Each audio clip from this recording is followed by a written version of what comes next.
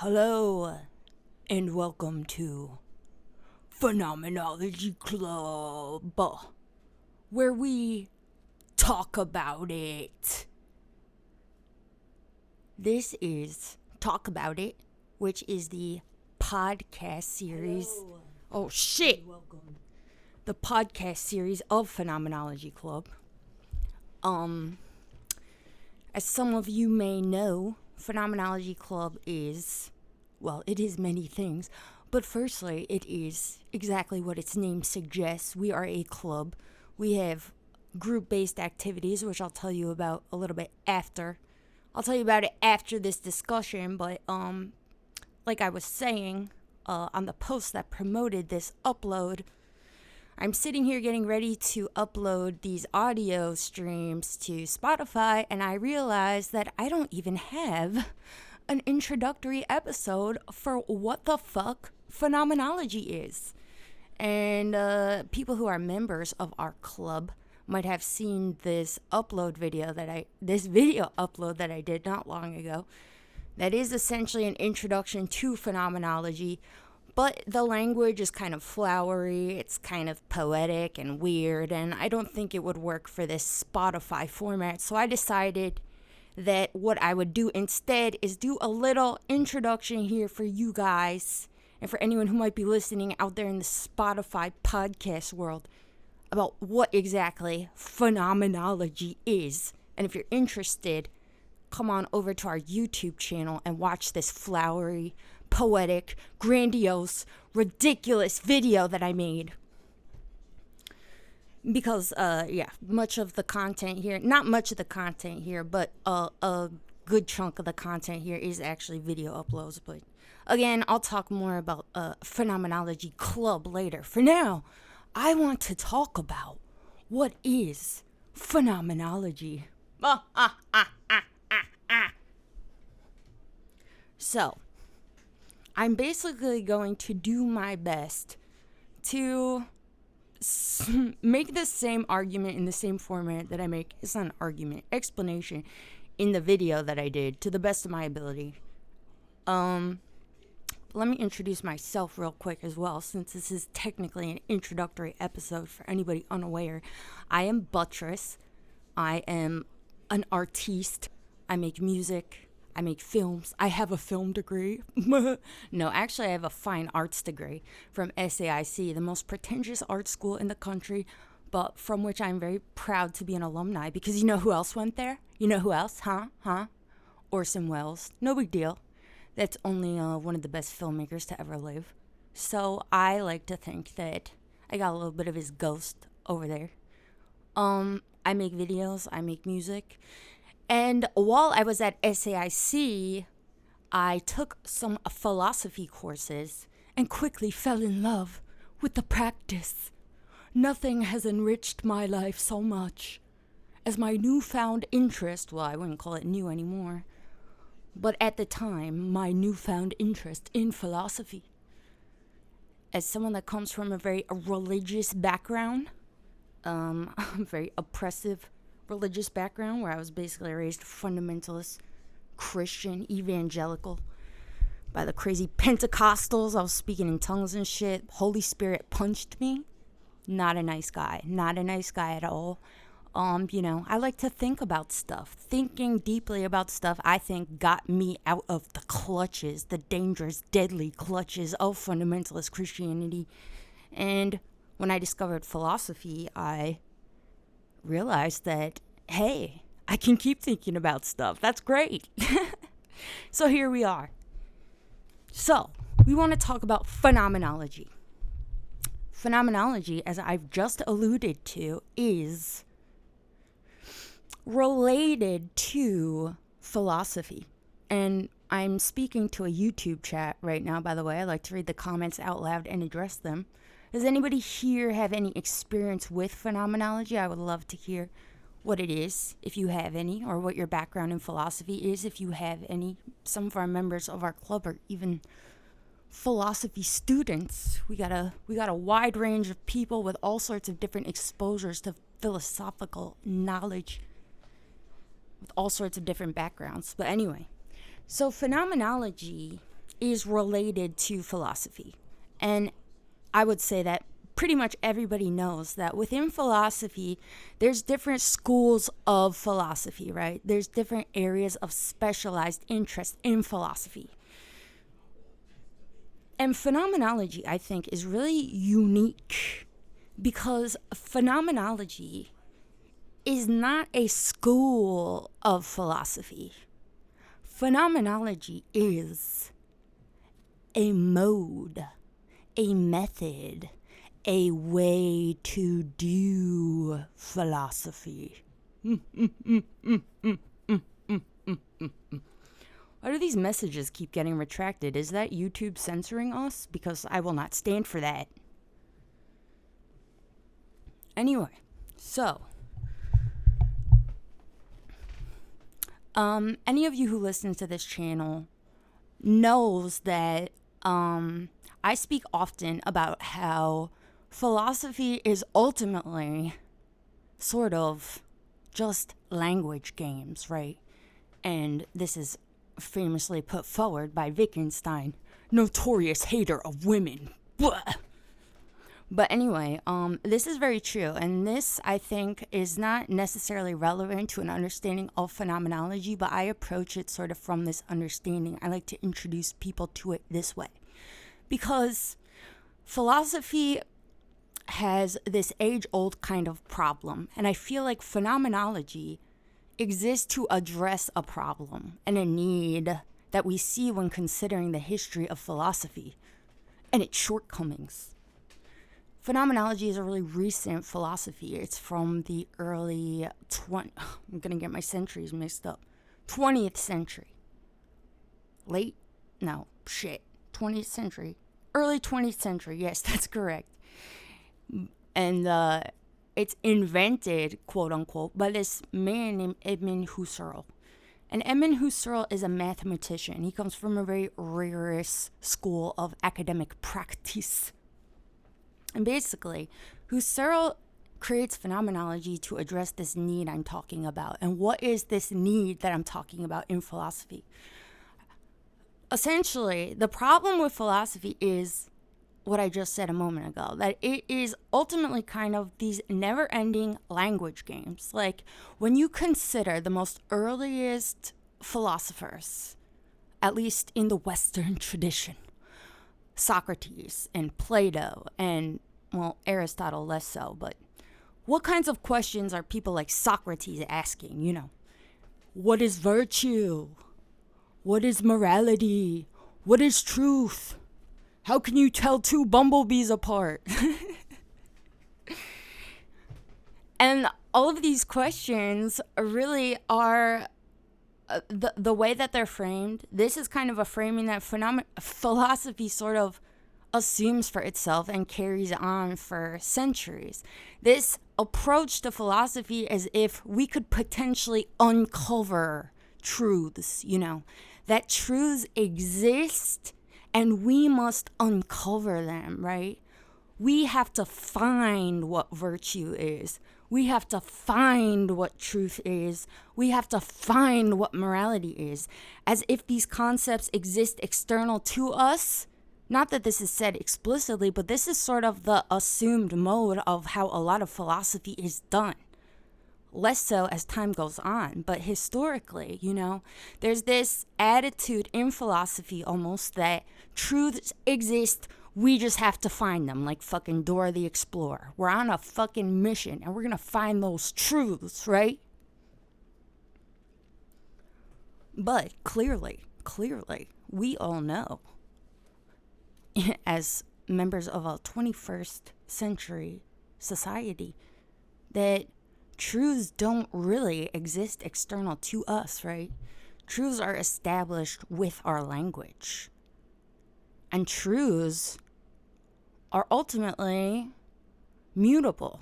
And we are in control of truth and knowledge. Because even if we're describing things that may exist externally to us, you know, it's definitely true that if we want to create systems of language and of logic that are internally consistent, and it is this consistency that creates truth in the first place. I mean, what does truth mean except that it's logically consistent, right? Then we have to take on this responsibility boldly. My brothers, my sisters, we have to recognize that it is up to us to make the best truths, the most logically consistent truths, and the most useful systems of logic to begin with, because this is the purpose of philosophy and of creating anything, in my opinion, and my opinion's correct. That there has to be some sort of usefulness. Otherwise, what is the fucking point? We could sit here and jack off together about what is virtue all fucking day long. What is morality? What is this? What is that? But the only way we're going to advance out of these semantic loopholes and these fucking language games is if we make a decision. Because decisions are necessary if we want to establish language and definitions at all and use them, put them into some sort of practical usage, Like, you can think of it almost as like, what did this look like before humans had even decided on a system of language, How long did people sit around and argue, I don't want to call it red, I want to call it bleh. Bleh. Because it sounds better and it's more fun. And when I look at this, I feel like bleh. So let's call it bleh instead of red, right?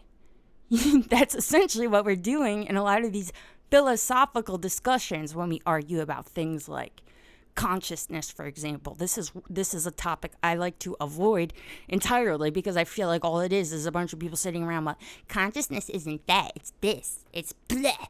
No, it's red. No, it's that. Shut up. I don't care. I'm not even going to engage in this with you. If you're going to insist I sit here and hear about all your fucking ideas on consciousness, I would rather just find what we already agree on mutually and then use what we agree on mutually to advance. So, anyway, I digress.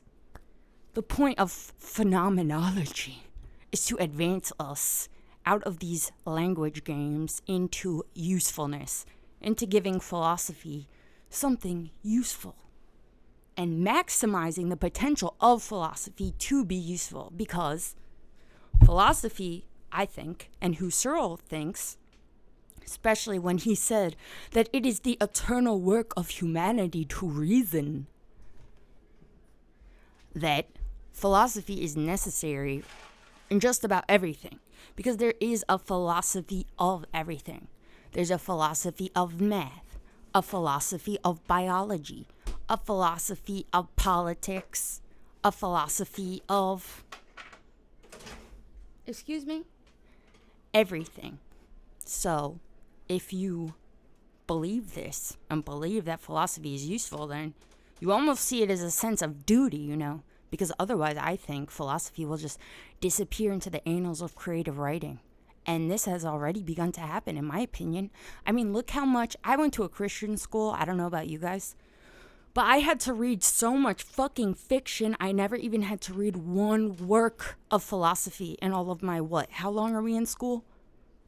15 years or some shit? 12 years? I don't know how to count. Why did I have to read so many fucking poems? I had to read the Bible front to back, which is ridiculous. I mean, that was my rare experience, but why didn't I have to read any works of philosophy? And when you go to certain bookstores, you see philosophy is grouped with chicken soup for the fucking soul and shit. It's a joke. It's a fucking joke. Philosophy is much more important. But philosophy is important as a practice. I wouldn't even say as a historical canon of work. It is necessarily important. It's important as a practice. So, this is the platform for why phenomenology exists, okay?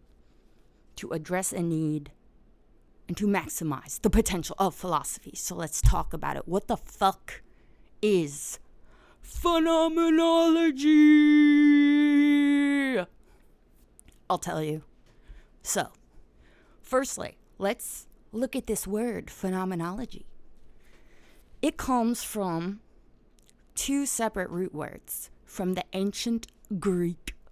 Phenomena, meaning that which appears, and logos, which means reason, and the ology suffix is essentially meaning here the study of.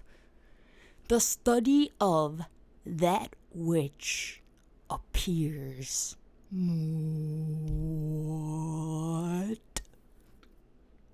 What is necessary, my brothers, my sisters? What is necessary for a thing to appear? Anybody? What is required for a thing to appear? Do do do do do do do do do do do do do do. No answers? I will tell you. What is necessary for a thing to appear is an observer. Nothing can appear unless there is an observer for it to appear to, right? Otherwise, nothing is appearing to anybody. Even if a thing appears spontaneously out of whatever conditions, it just zaps into existence, you might say it appears out of nowhere, but you're just using poetic, flowery language. It is not literally appearing to anybody if there is no one to observe it. And the observer, oh, you said that? I'm sorry, I missed it. A+ for Vibrock.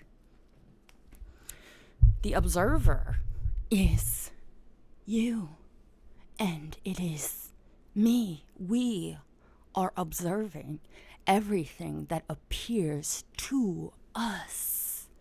Am I right? And this is the root of all experience, right?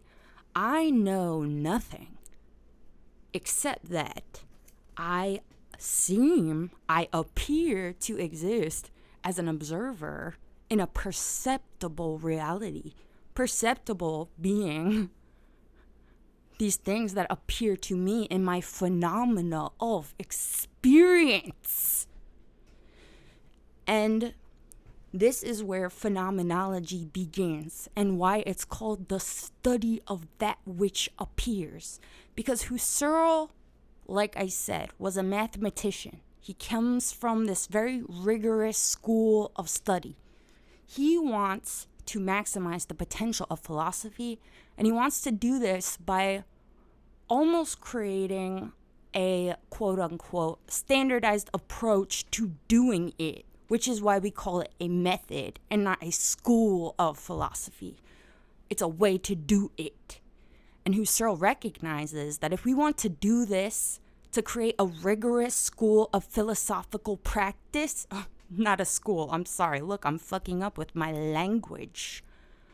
A rigorous approach to doing philosophy, we have to start at what is most essential, or what appears the most essential to the best of our understanding, which is finite and constructed by ourselves.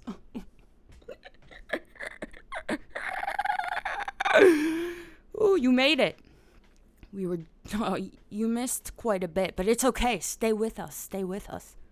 You can listen to the beginning later. Aaron, question, has phenomenology made you happier? Yes, much, much happier, but I'll tell you about that later. I'll give my personal testimony later.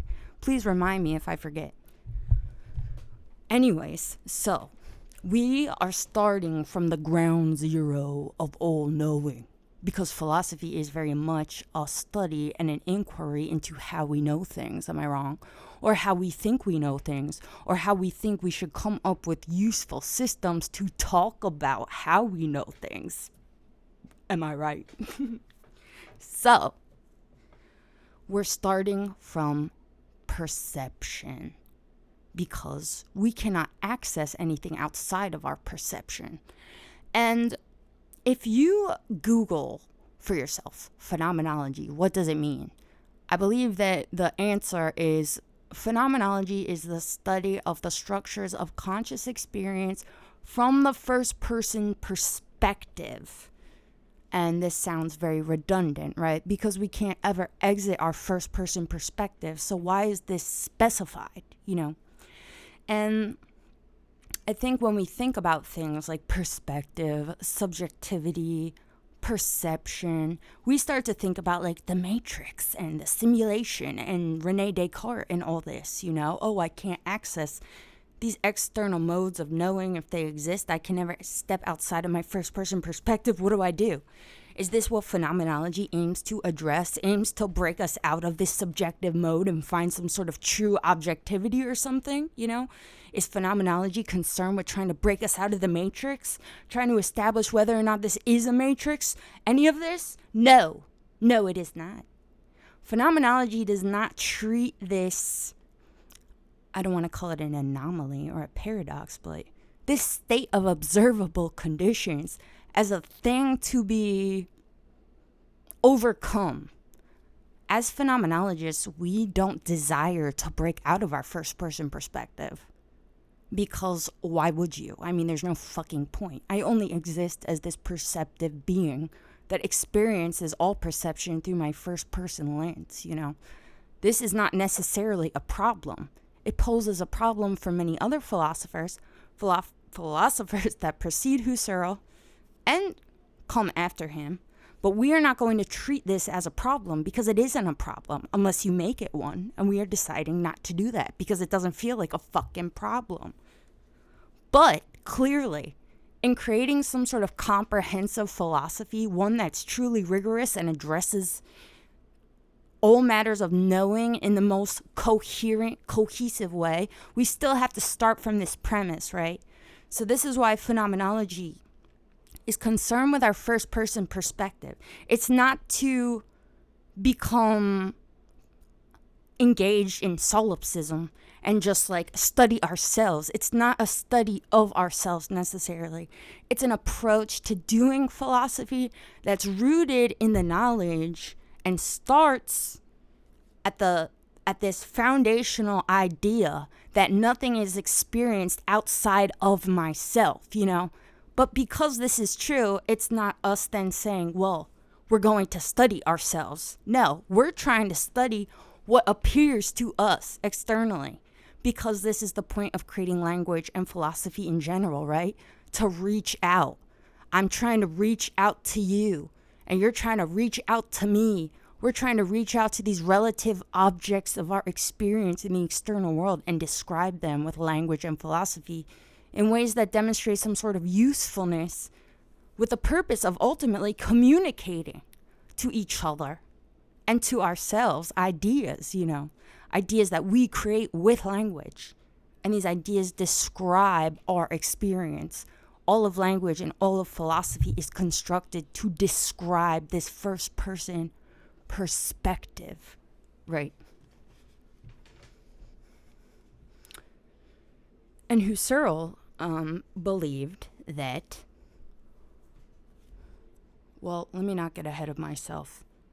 No, I will tell you. I was just talking about how we're at all times trying to reach out, right?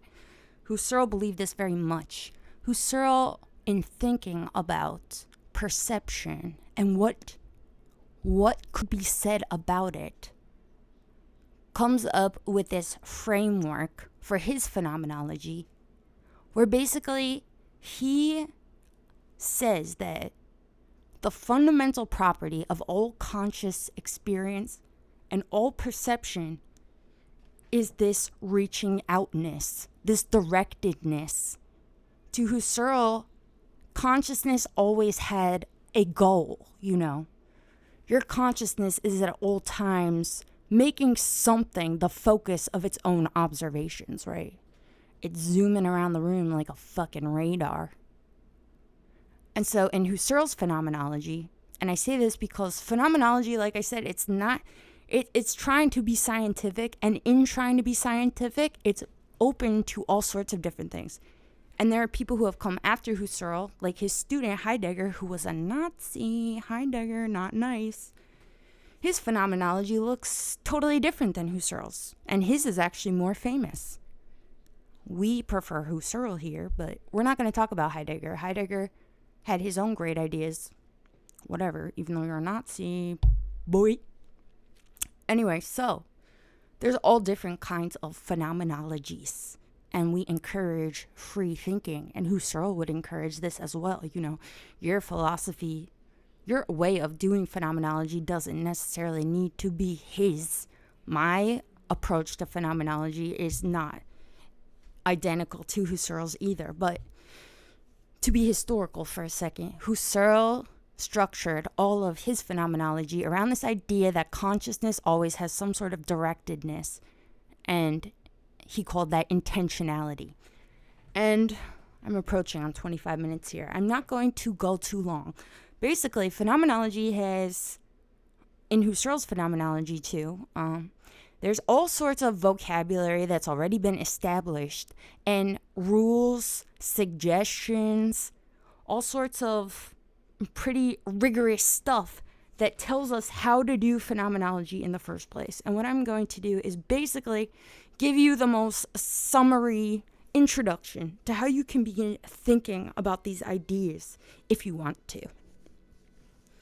And as this channel continues, we're going to go further and further into the specifics of Husserl's phenomenology and also Heidegger's phenomenology. By the way, join our book club. If you're not a member, we're actually getting close to Husserl. We've been going through Western philosophy chronologically. We do readings that are only, they're 25 pages or less. And we meet every 2 weeks or longer recently. Sorry. But we're on to Hegel next, and then Husserl. But anyway, Husserl, the most introductory summary I'm going to try to give you right now for how Husserl believes you can do phenomenology right at home. So Husserl came up with a set of rules, essentially, for how to do phenomenology, and it's called the epoche. An epoche is a word that was heavily employed by the ancient Greek skeptics that basically just means suspension of judgment. Husserl believed that as we go about trying to establish a science of knowing, essentially, because this is what philosophy already aims to be, that if we want to do this in the most rigorous way possible, recognizing that we are the foundations of all knowledge because we create it and everything is experienced through our perception, that we should try our best to suspend everything that we think we already know about our external surroundings if we want new possibilities to present themselves to us. So, to give you a basic list of what I wrote it here, let me find it. By the way, I've been reading this amazing book called Experimental Phenomenology by Don Ide. It's basically an introduction to phenomenology. It's great. Don Ide is still alive. I believe he's like 80 years old or something. And he teaches at a school in Staten Island. I want to go see him speak sometime. But anyway, I've been reading this book, and it's been helping me try to come up with more useful ways to talk about phenomenology. I'm trying to find this list I'm in. I employ some of his language, so I wanted to put that out there. Shit, where's my, oh no, where's my list? Sorry, guys. My fucking list. Boop, boop. I screen capped it. I'm gonna just keep, boop. Oh, here we go. All right. And I'll post it somewhere for you as well if you want to see it. Anyone who's a member of our club, you get free access to the charts and study materials on the website, www.phenomenology.club. Oh, so here's my notes. Phenomenology. I'm just looking at this together. Actually, I'm looking at this for the first time in a minute. I wrote this down. The science of phenomena as distinct from that of the nature of being. Blah, blah. And then I wrote down the definition of science: the intellectual and practical activity encompassing the systematic study of the structure and behavior of the physical and natural world through observation and experiment. Oh yeah, this is something I want to talk about, just touch on real briefly before I go into telling you how to do phenomenology right from your very home. This is important. Phenomenology essentially mirrors the scientific method. And what is the scientific method, and how does it mirror it? Basically, science really is very simple. And science, at its most skeletal, is only a philosophy, right? Science has all types of empirical and evidence-based data. There's so much data in the school, the lexicon of science and natural science. But at its most baseline, when we're talking about how to do science, it's based really on and established based on only philosophical principles. And how science works is basically there is an observer, which is you and me, and the observer makes something the object of their focus, right? The scientist makes something the object of their inquiry. And then, through a method of testing, they try to reach some sort of conclusion about that thing that is the object of their focus. And the way that we do these kinds of tests are established with philosophical criteria. A great example is the principle of repeatability. This idea that for a thing to be considered scientifically valid, you have to be able to do it more than once, you know? Like if I fucking throw an apple on the ground and a poof of yellow smoke happens, I can't be like, look, it's science. I made the yellow smoke happen if I just throw the apple at the ground. No, I have to repeat this and have peers review this and basically validate my scientific findings. And if I can't repeat this apple yellow poof of smoke experiment, everyone's going to tell me to go fuck myself for good reason, right? And this is purely a philosophical idea. This idea that if we want to say a thing is true, we should probably be able to do it more than once. Otherwise, I mean, what kind of insight does being able to do this thing once give us? Also, the idea that there should be other scientists present, or at least that can review my work and repeat the experiments at their home, you know? And these things seem very obvious, but like this principle of repeatability didn't even become integrated into like Western scientific practice, I believe, until like the 17th century, you know, which is crazy. You would think that it would be older. It seems so obvious, but I think we take this for granted, you know. So with phenomenology, basically, Husserl is doing, he's trying to create a philosophy that mirrors this scientific method. And I just alluded to how phenomenology does this, you know. We recognize that we are the observers, that there is going to be a focus of our observations, and that we should test these observations. And we're going to do that by doing things like measuring how they change in our own perception, how they may be different to other people's perceptions, to our peers, whether or not things are repeatable. Especially in philosophy, I mean, a theory of repeatability you can easily draw a corollary with ideas of like, well, does the same apply in this situation? What if the situation were this? Would the same thing be true or applicable? You understand me? So I just wanted to say that one more time. This is how phenomenology is scientific and why it calls itself, in many instances, a science of phenomena, a philosophical science of phenomena. And this is also the root of all science, and the word itself, empiricism. You know, natural science is empirical, and empiricism just means the theory that all knowledge is derived from sense experience, that which is observable. Anyway, I ranted enough. Let me give you a summary real quick for how we do phenomenology so you can start doing it right at home. Right now. You can do it right now after this video. Holy shit. Isn't that amazing? Can you fucking wait? So, Husserl has the epoche, which I just said, ancient Greek word meaning suspension of judgment. How do we do it, Husserl? Tell us. Number one, the first way we're going to do phenomenology is to simply attend to phenomena. That's it. What we're going to do is firstly observe. And we're going to do our best to consciously think about how we're observing it, you know. What is in front of me?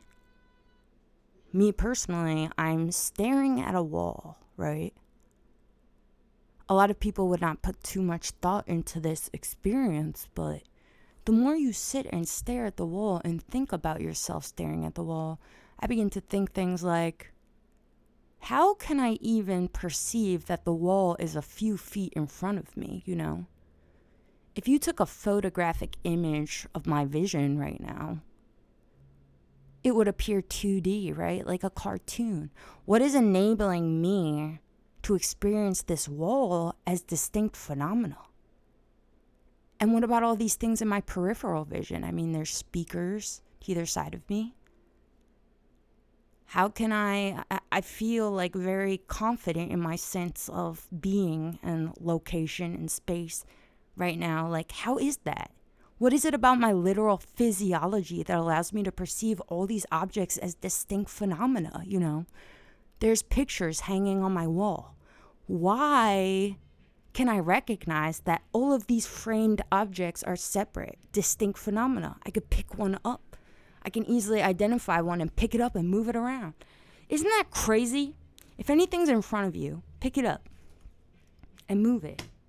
Holy shit.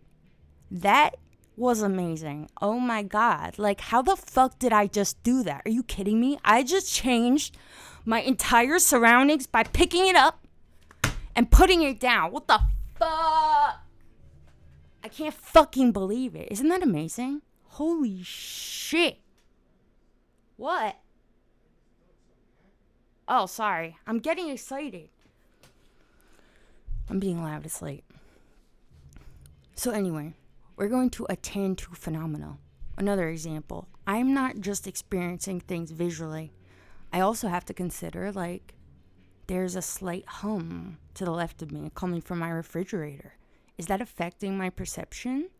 We know, science has let us know that there's things like frequencies that make people feel uneasy, that make them feel sick, that make them do this or that. What about that? What about that? It's crazy. So basically, if you want to be a phenomenologist, start thinking about literally how you are perceiving phenomena. Now, the second step is very important and follows directly. The second step, and I took this from Don Ide, who was taking it from Wittgenstein, he said, describe, do not explain. He lists this as the second step. And this also is a thing I think we might take for granted, but it's very important.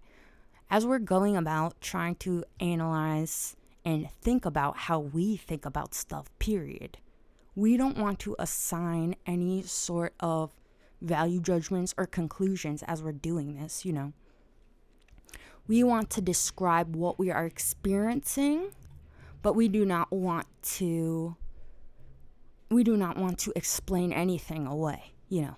For example,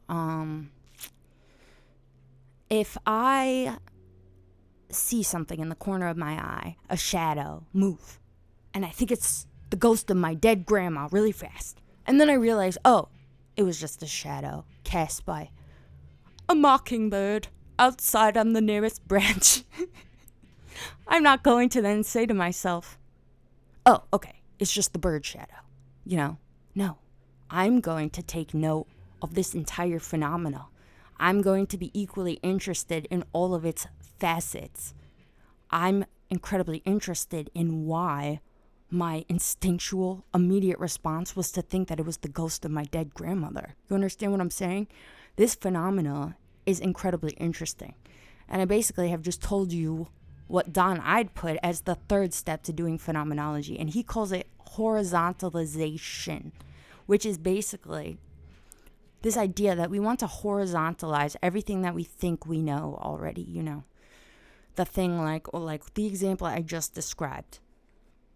You know, I'm not going to say, oh, I thought it was the ghost of my dead grandma because I miss my dead grandma or something, or my grandma is dead even. Like, we're not going to explain away to ourselves. And in this way, the second and the third step are similar but different, you know. We're not going to say, to bring up the example of the frequency that makes people feel uneasy, for example. If I find out that I'm being exposed to this frequency, and also know that I have been feeling this incredible sense of unease for as long as I've been exposed to this frequency, I'm not going to explain away to myself, oh, so that's what was happening, you know, because right there you're making a value judgment. You're saying you know that the frequency is the cause of your unease, you know, and this has been verified by science. And even if you know that this is true and feel confidently this is true, you still want to investigate the phenomena of this feeling of unease, you know. The unease is a distinct phenomena in and of itself. We want to investigate it. And then the last step, which is a step I shouldn't even really be speaking about, but again, I'm just giving you the most broadest summary of how we do phenomenology. The last step is to identify structural properties. And this is what makes phenomenology essentially scientific, you know, because just as the natural scientist sits and observes things for so long, eventually they have to start drawing some sort of conclusions, even if they're simply hypotheses, right? And we have to do the same thing as phenomenologists. We have to start trying to identify structural properties in all these experiences, you know. Like if I'm trying to think of an example. Eventually, if I bang my head on the wall so many times, I can observe that when I bang my head on the wall, I feel the pain, you know. Eventually, I might want to draw some sort of conclusion that banging my head on the wall creates pain. It seems so obvious. All these things seem so obvious, and it's part of, I think, the struggle of explaining to other people what phenomenology is. But I think that phenomenology is very transformative as a practice. The more you do it, the more you think this way, the more you recognize your own worldview, I think, becoming transformed in the face of this way of thinking, you know. For myself, it's been very transformative. Aaron asked earlier if it makes me happier. And personally, I think it has made me, I don't know if I would use the word happier. I feel more confident and content, I would say, than ever. But I won't lie to you either. Like, getting into phenomenology at first actually put me into a deep fucking depression. Because the more I thought this way, I started to think about how, like, everything is so incredibly, not trivial, but I couldn't stop thinking about how language is the only framework that I have to navigate any of these concepts. And thinking about it more and more made me become obsessed, and I began to feel as if I exist in this prison in my own mind where all of these concepts that I use to talk about my experience of being in the world and how I feel in it, and even how to do phenomenology or science or literally anything, all of these concepts have been defined for me already. Like, how can I have any sort of original thought? And whatever original thought emerges from this process, like, is it really original? Is it pure? You know, because it still is coming out of this fixed system that I had literally no say in establishing. But eventually I got the fuck over it. Cause what the fuck, bitch? And now I feel great. Because I think in thinking about all this stuff too more, the more you recognize that you are Bob the Builder of your own universe, I think the more you feel confident in yourself and in the way that you can think about concepts presented to you by other people, you know. It's sort of a tricky subject, because I feel like even in just saying what I just said, I feel apprehensive because I don't want to come across ever as one of these people that's like, consciousness creates reality, because I absolutely don't believe that is true. I don't believe I really have much say in how I experience reality, you know. I can't turn off the wall that I'm looking at right now. I can't make it disappear. I can't experience this stuff differently, you know. But my understanding of this stuff really informs my experience of it. And this is why I say phenomenology, I think, is transformative. The more you do it, the more your worldview really does change, you know. But it's a process, and I feel like it's a thing that requires time and effort, which is part of what makes it so much more rewarding, you know. And I think that this is how all knowledge works, period, right? And why we say that you must come to know things. You don't just know a thing when someone tells it to you spontaneously, you know? Like, I like to think about crazy facts, like fucking Snapple cap facts or something. Like, I remember the first time my grandma actually was the one who told me. She told me that polar bears actually have, I think she was wrong, or maybe I'm remembering this incorrectly. I think she told me that they have black fur, but I believe they have like transparent fur or something, and that it's really like the way the light reflects off their surroundings makes them appear white or something. Basically, they don't have white fur. I remember when she told me this, I was like, no way.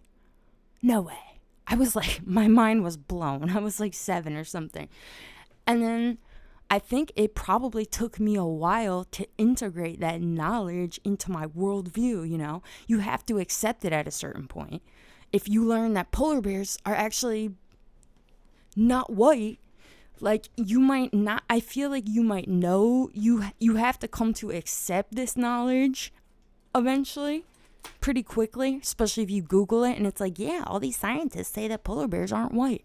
But to actually integrate that knowledge into your worldview, I think takes like a very long time. I think that's how it works for all knowledge and all philosophy and all opinions, you know, even a thing like self-confidence. And I think phenomenology has, I mean, I'm already like sort of confident, but phenomenology helped me feel more confident, because in the past I had like zero confidence. Zero. I was literally the person, even as recently as high school, which wasn't that long ago, I was so afraid to even like open my fucking mouth because I was afraid of saying something stupid. And I would always surround myself at school with the people that I perceived to be the most intelligent.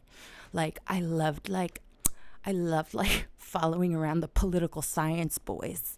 Like, they were my people that I aspired to be like, because they were always like using all these terms, and they read the world news, and they were so intellectual to me, and I wanted so badly to be like them. And I felt this incredible self-consciousness whenever I was around them, because I had no idea what the fuck they were talking about. But as I began to gain my own confidence, you know, now I feel like I want to call everyone out, even someone like them. You know, it's like, where I'm not an expertise in the subject matter, I still feel confident in navigating just about any like school of knowledge or thought, just based on what I do with philosophy and phenomenology, because philosophy is essentially the framework of anything, how we think about anything. So if you have a strong understanding of philosophy, then really you are well equipped, I think, to engage with any subject, even subjects you know literally nothing about, because you know how knowledge is established by us. You know what I'm saying? This is a message of positivity. I'm trying to spread the word. I'm like a goddamn phenomenology missionary, because I want everyone to feel as I do, that philosophy greatly enriches your life and gives you a very justified, I think, sense of confidence. Anyway, I've been speaking now for 50 minutes. If anybody has some things to say, I would love to talk with you maybe for like 5 more minutes, and then I need to get out of here. But thank you so much for listening to my dumb rant. And like I said, there is a video version of everything I just said. Some people saw it. I had to fix some few things, so I took it down, but I'll put it back up. If you want to see the weird poetic version of this with a floating apple.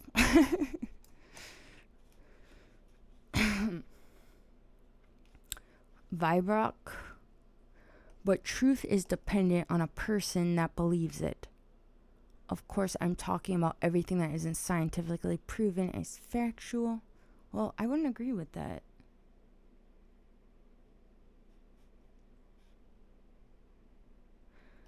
Vibrock, like I said, I think truth is really a thing that, it's just a concept. It's not a perfect concept, and it simply means that two things are logically consistent, and this logical consistency is established with language. To use that age-old example in Phenomenology Club, pretty sure it's been mentioned once in every Phenomenology Club related discussion ever. The apple is red, right? Is that a true statement? Assuming, of course, there is a red apple here with me. Vibrock, do you think that if I have a red apple and I say the apple is red, is that a true statement? And if it is a true statement, then that means, and it's also true that red and the apple are just these concepts we came up with, then really we create truths, right? Even if you refuse to call the apple red or something and say that this isn't true for you, or it appears some other way, I mean, that would create a conflict. But if there's a red apple and the apple is red is a true statement, that really just is a great example of how truth is established by us. Red is identified as this color we experience.